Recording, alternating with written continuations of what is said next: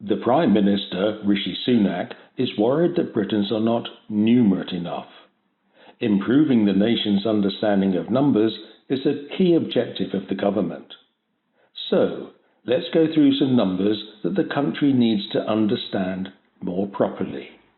You became Prime Minister, Rishi Sunak, on 25th of October 2022. Did you have the backing of the country? No. Just 202 Tory MPs voted for you to be the Prime Minister. Okay, so the electorate doesn't normally vote for a Prime Minister directly. We vote for a party. But in the latest general election, in 2019, most voters did not vote for your party. Most voters voted for parties that wanted another referendum on Brexit. Your party, the Conservatives, only won your landslide 80-seat majority with just 1% more votes than you got in the 2017 general election, in which your party lost their majority entirely.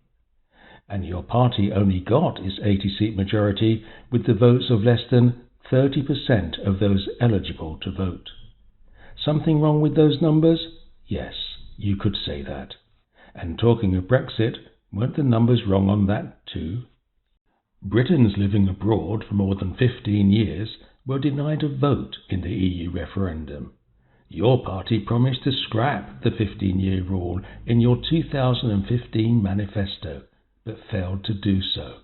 It meant that an estimated 700,000 Brits living across the EU weren't allowed to vote on an issue that directly affected them, all because your party broke its promise.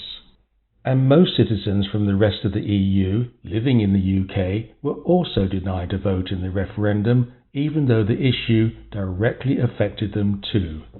It's estimated that around 3 million EU citizens who lived here, worked here, and paid taxes here were refused a vote.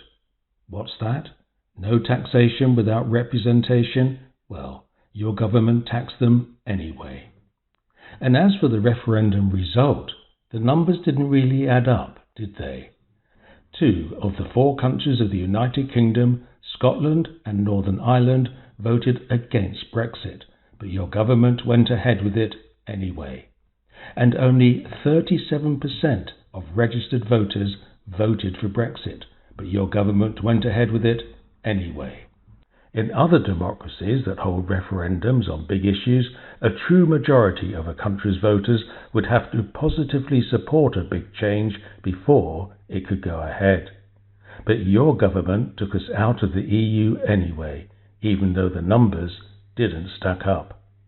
Yes, the country needs to better understand numbers, but maybe these are numbers that you and your government would prefer the people not to properly understand.